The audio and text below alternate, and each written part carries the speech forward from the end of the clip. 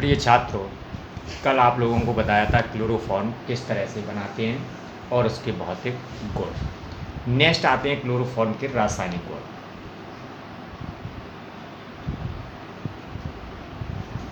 रासायनिक गुण, रासायनिक गुणों में सबसे पहले गुण आता है ऑक्सीकरण।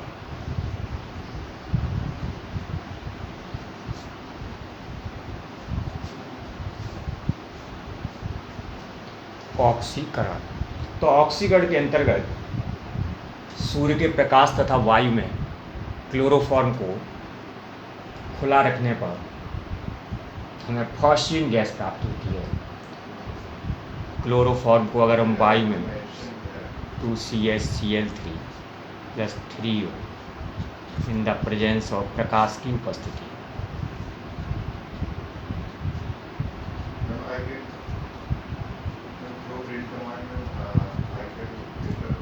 तो हमें प्राप्त होता है कार्बोनिल क्लोराइड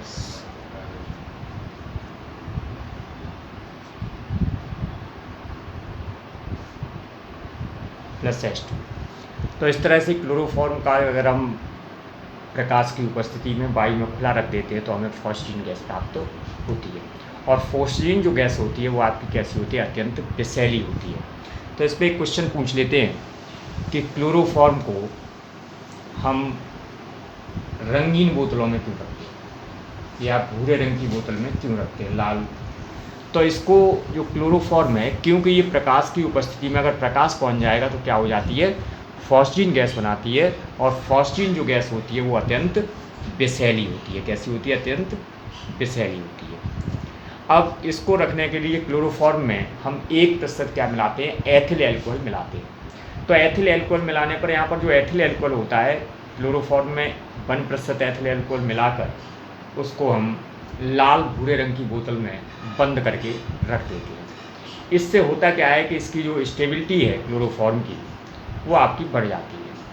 और अगर कुछ हमारा एथिल एल्कोहल है, अगर हमारी कार्बोनिल क्लोराइड फॉस्फीन गैस बनेगी तो वो एथिल एल्कोहल के साथ क्रिया करके एथिल कार्बोनेट बनाता है और जो विषैला नहीं होता। फॉस्फीन गैस कैसी होती है? विषैली होती है।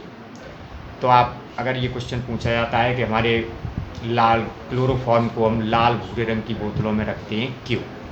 अगर हम जनरल बोतल में रख देंगे, सामान्य बोतल में रख देंगे, तो ये वायु में प्रकाश की उपस्थिति में विषैली फॉस्फीन गैस का निर्माण करती है जो हमारे लिए क्या होती है? हानिकारक होती है। तो हमेशा क्लोरोफॉर्म को रखने के लिए हम लाल भूरे रंग की बोतल में इसको भर के रख देते हैं और उसमें 1% एथिल एल्कोहल मिलाते हैं। या आप सीधे सीधे कह सकते हैं कि एथिल एल्कोहल इसमें क्या करता है? ऋणात्मक उत्प्रेरक का कार्य करता है। और अगर इसमें कुछ मात्रा में हमारी फॉस्फीन गैस बनती है तो वो एथिल एल्कोहल के साथ क्रिया करके एथिल कार्बोनेट बनाती है जो कि आपका विषैला पदार्थ नहीं होता है। दूसरा इसमें आता है रासायनिक गुणों में, फिर आता है अपचय।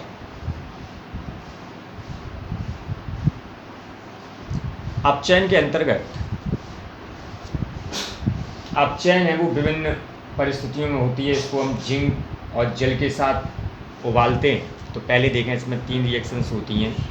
तो पहले हम क्लोरोफॉर्म को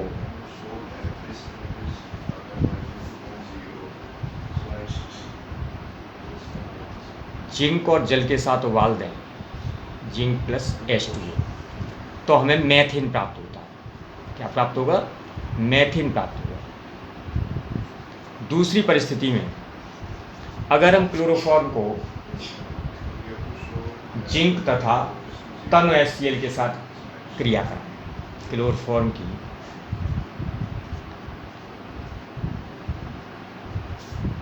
जिंक तथा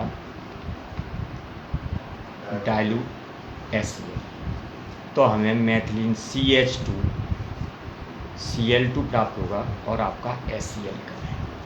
तीसरी, अगर हम क्लोरोफॉर्म की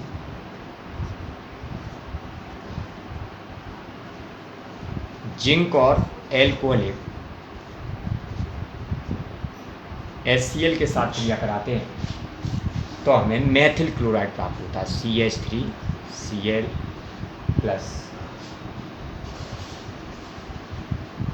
2HCl। तो ये रहा आपका अपचयन। तो अपचयन कराने पर हमें विभिन्न डेरिवेटिव प्राप्त होते हैं।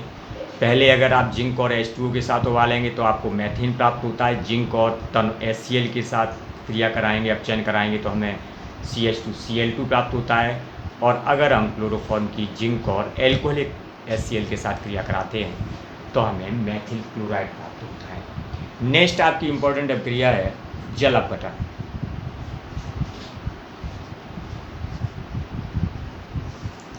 जल अपघटन के अंतर्गत अगर हम इसको कास्टिक क्षारों के विलयन के साथ गर्म करते हैं तो हमें फॉर्मिक अम्ल प्राप्त होता है। जैसे कि आपका क्लोरोफॉर्म है, इसको हम इस तरह से लिख सकते हैं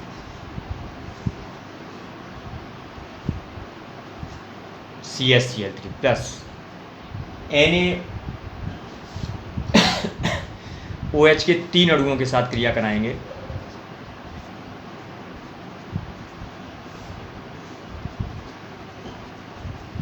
तो यहाँ पर 3 ये Cl 3 Na के साथ क्रिया करके क्या बनाएंगे NaCl। और ये आपका HCOH OH और ये OH प्लस 3NaCl। ये कैसा होता है? अनस्टेबल होता है। कैसा होता है? अनस्टेबल होता है। तो और ये स्वतः ही टूट जाता है और टूटने पर हमें एक जल निकल जाता है और आपको फॉर्मिक एसिड प्राप्त होता है। Formic acid.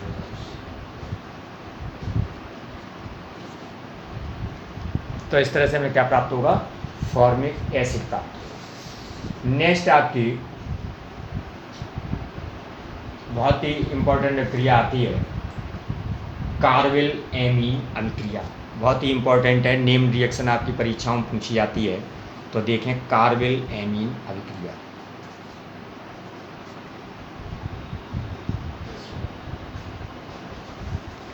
कार्बिल एमीन अभिक्रिया। ये कार्बिल एमीन अभिक्रिया क्या होती है? क्लोरोफॉर्म को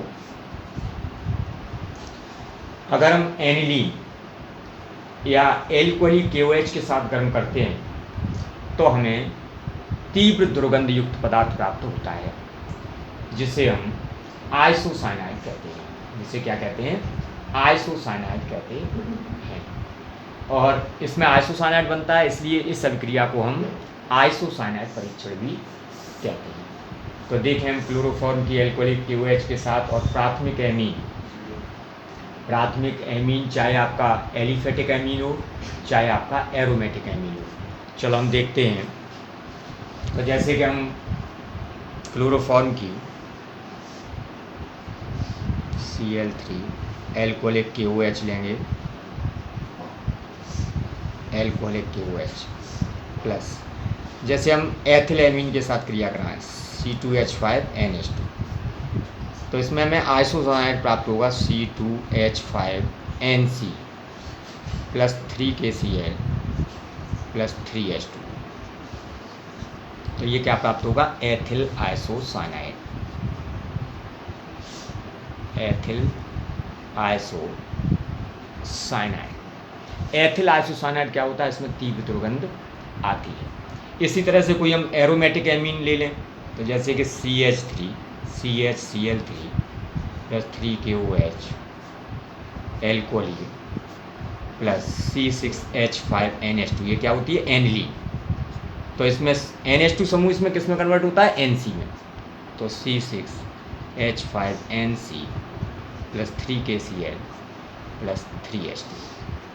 तो हमें फेनिल आइसोसाइनाइड प्राप्त होगा जिसमें कि तीव्र दुर्गंध आती है। अब इसमें तो यह हम कह सकते हैं कार्बिल एमीन अभिक्रिया का उपयोग किसमें किया जाता है कि आपके किसी भी एमीन समूह को अगर हमें आइसोसाइनाइड समूह में चेंज करना होता है तो आप इस अभिक्रिया को लिख सकते हैं। अब आगे आता है आपका कार्बिल एमीन अभिक्रिया के बाद चांदी के चूड़ के साथ अभिक्रिया। तो अगर हम क्लोरोफॉर्म को चांदी के चूड़ के साथ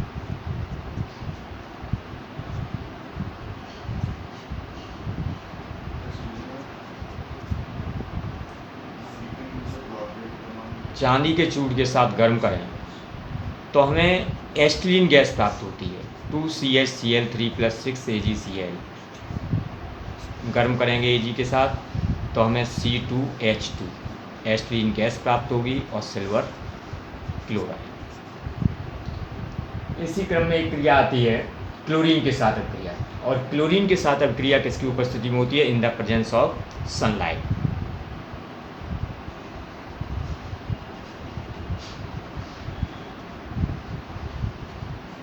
क्लोरीन के साथ तो क्लोरोफॉर्म की क्रिया करेंगे CHCl3 + Cl2 in the presence of sunlight, H की उपस्थिति में क्रिया होगी। तो यहाँ से एक H हट जाएगा और आपको कार्बन टेट्रा क्लोराइड प्राप्त होगा। ये CCl4 के बनाने की विधि हो जाएगी। तो क्लोरीन के साथ क्रिया कराने पर क्या प्राप्त होता है? आपको कार्बन टेट्रा क्लोराइड प्राप्त होता है। एक इसी तरह से इसमें बहुत ही इंपॉर्टेंट अभिक्रिया है इस चैप्टर की, जो कहते हैं रीमर-टीमैन अभिक्रिया। रीमर-टीमैन अभिक्रिया।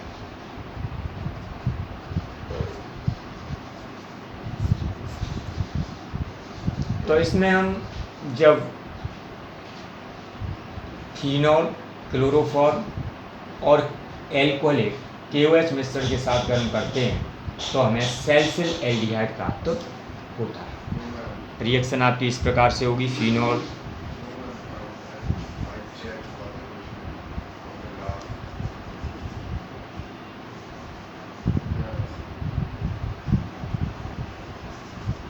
एल्कोहलिक लेंगे प्लस क्लोरोफॉर्म में क्रिया कराएंगे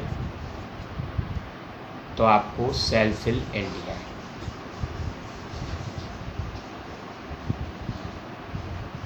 OH यहाँ क्या लग जाएगा? CH2 + 3KCl + 3H2। तो इस तरह से आप ये पढ़ेंगे कि